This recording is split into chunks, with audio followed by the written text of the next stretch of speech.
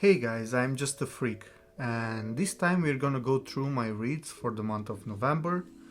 Now, November wasn't such a good month when it comes to reading manga, and I'm a bit disappointed on me because of that, because I haven't reached my goal, mainly because the PlayStation 5 came out and I was waiting for that console for years now, and I just had to play it. I know most of the time that I had free from work, I was playing the console. But anyway, that doesn't mean that I haven't read manga. I haven't read that much, but I still managed to read some manga, and I managed to read some really amazing series. And yeah, we're gonna go through them. So let's see.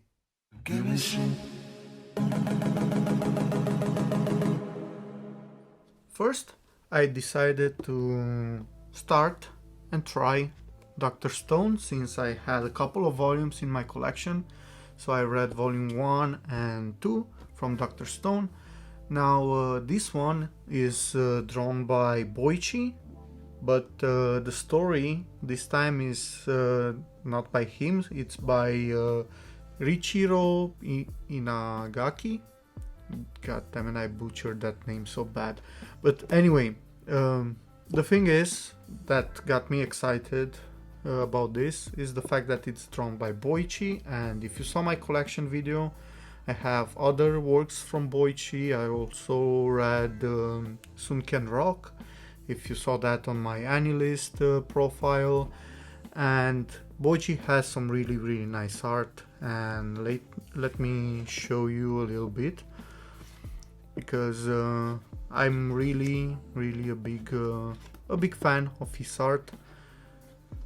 He kind of tends to use the same haircut in in his stories. I think he's obsessed with that haircut, but yeah, I like Boichi, and I liked reading these volumes. The story behind this Dr. Stone is basically one day a big event happened on Earth, and everybody turned to stone. That's where the name comes from the series.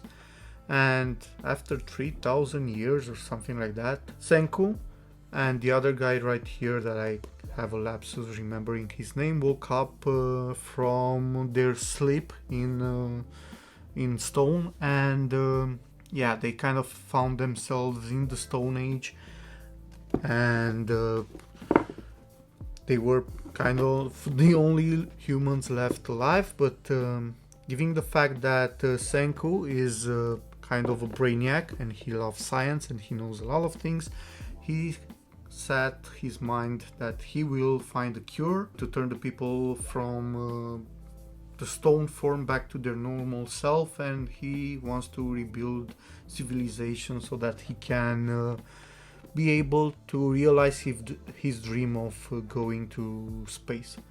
So yeah, pretty nice premise for this story, and the thing that I like about this one quite a lot, it's the science in it.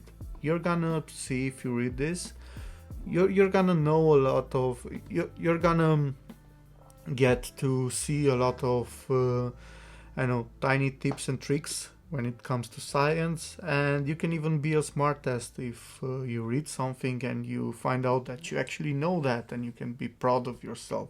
I know that I like being a smart test. Anyway, Dr. Stone volume 1 and 2. After that, I read volume 1 from Tagamibachi. This is a series that I recently was able to pick up from eBay, and it's a pretty nice one. The premise in this story is that the world is engulfed in darkness. There is no natural sun, and humans live in a big city, let's say like this, divided by different districts. So there kind of is a system of circles, with the inner city, the capital, and after that other circles around that one. and in the middle of it you have an artificial sun that lights the sky.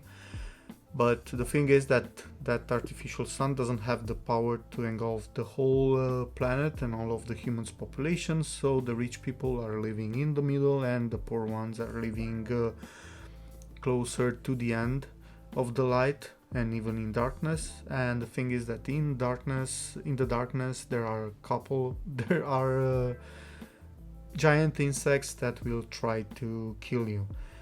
And this is called Tagamibachi letter B because the protagonists of this story are these postmen called letter Bs that are in charge of delivering the soul, the heart of the people. So basically, if you want to deliver something to someone else, you would hire these guys, these government officials, to do that job for you, because they know their way and they have the possibility to traverse that dangerous land full of bugs. It was really, really nice. The art in it's quite great. I really liked it, and yeah, I'm gonna read more out of this for sure, and put out a short first impression video for it. So, volume 1 from Tagamibachi, letter B. After that, I was able, if you saw my haul, you probably know what I'm talking about. If you haven't seen my haul yet, go check it out. But I was able to get my hands on Dancing the Vampire Bun, the whole first part of the series, and first series, if I say it like that, in the singles, and that is pretty amazing, because I was trying to read this series for a long while. I saw it in videos from Lighters, from Mix, and they liked it, and yeah, it was something that I actually wanted to try out for a long time now. And yeah, the story is about vampires, how the name actually sounds. It's about vampires, but in this vampire story you have this character here on the cover. She's called Mina Cepes, and fun fact about her name. So Mina is basically the first name of one of the characters from Dracula by Bram Stoker, the novel that got vampires so popular in the West.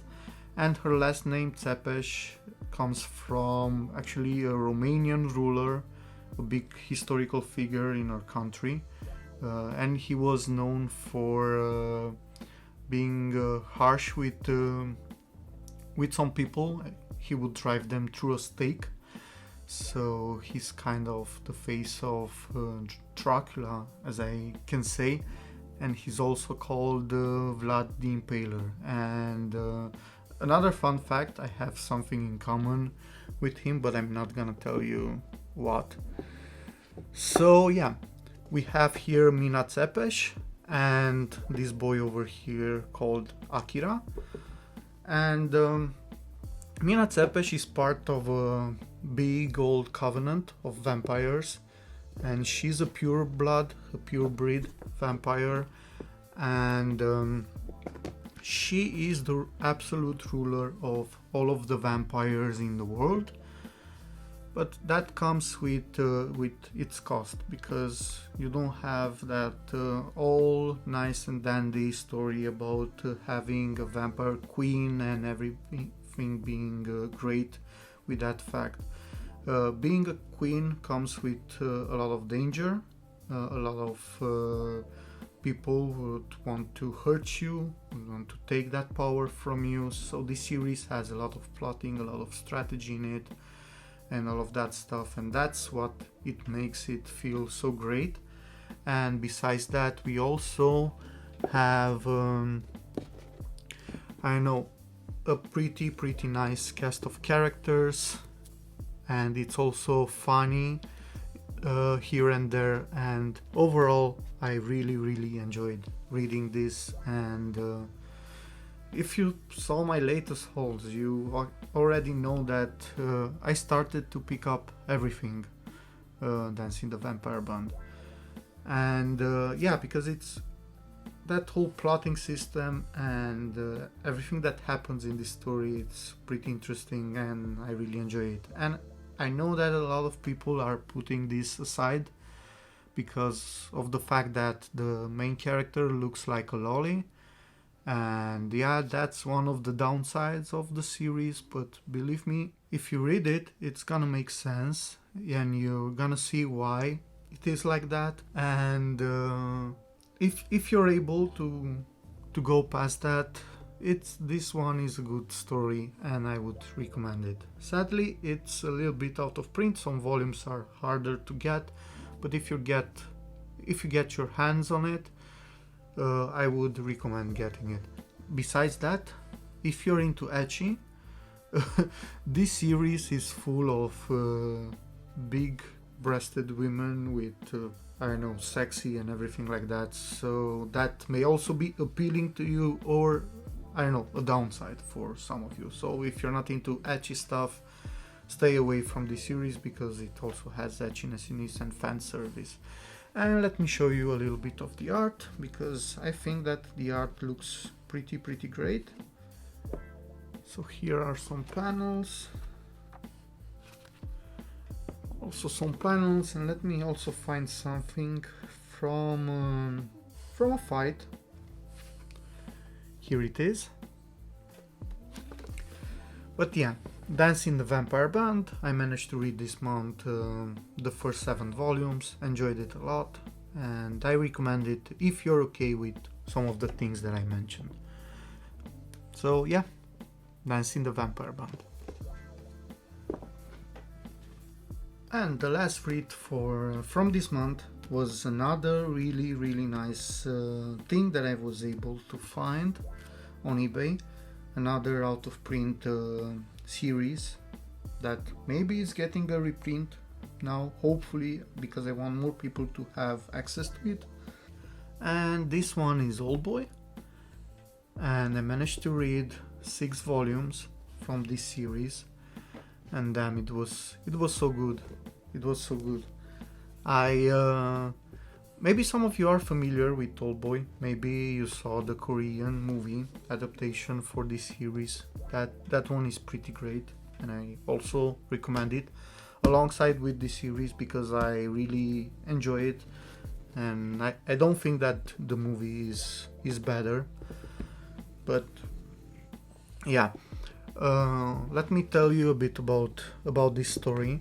So it's about this guy that you see on these covers, and the story starts with him being in prison, and not in a normal prison where, I don't know, you have bad guys and stuff like that. He's in a private prison, a prison where you pay people to keep someone imprisoned for a period of time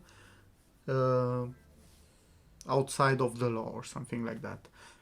So he suddenly one day he woke up in a prison cell where he only had a bed and some basic facilities and the TV, and he didn't know why, because he did nothing wrong. He was just out the other night drinking with his buddies, and he had to stay in that prison for 10 years, and his only interactions with the humans were seeing a hand giving him food 1 or 2 times a day, and besides that getting a haircut from time to time, but he was blindfolded and stuff like that. So, as you may think, you would go insane being in that situations, but he was able to keep his sanity because he always thought that he would get out, hopefully, and he will be able to get to the end of this and find out why this happened to him, who did this to him, and he's gonna get that revenge. So basically what I told you happens in the first chapter of this series, and besides that we're gonna see what happens when he is released from that prison. And the whole mystery, the great art that we see in the story is just it's just great. It's just great. This one is a psychological thriller, and damn, I enjoyed it quite a lot. So yeah, if you manage to get your hands on this one, I definitely recommend you picking it up and checking out the movie adaptation. I think there also is adaptation done by Hollywood, but I would recommend the South Korean one, because that one is pretty great. So yeah guys, these were my reads for the month of November. As I said at the beginning, it wasn't the most successful month. I only managed to read 16 volumes because I was too distracted with the PS5, and I would be also for a while now, but I don't know, I'll make up for it somehow in the month of December, because end of the day, or let's say end of the year, I have to reach my goal for reading manga. So yeah, I hope that you enjoyed this short video, and let me know what you think about these reads in the comment sections, because I'm wondering if you guys have read it or not.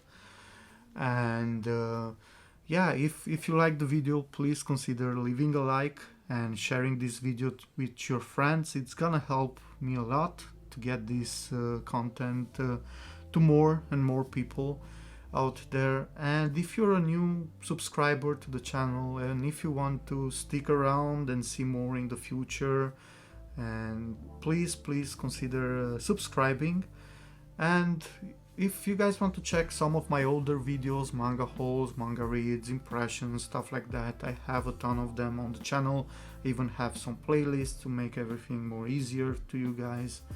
And if you want to reach out to me, I have Instagram, Twitter, Anilist, I'm on Discord.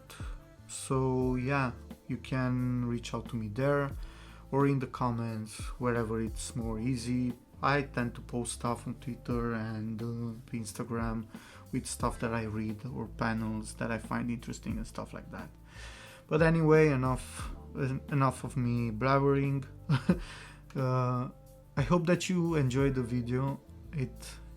These were some really nice reads. I feel like lately I'm reading a lot of nice manga, and I don't know, let me know what you read in this month of November, and if you actually managed to survive not November, and if you followed my video guide for the month of November. I hope that we're gonna see each other in my next video, and until then, go read your manga. Bye bye.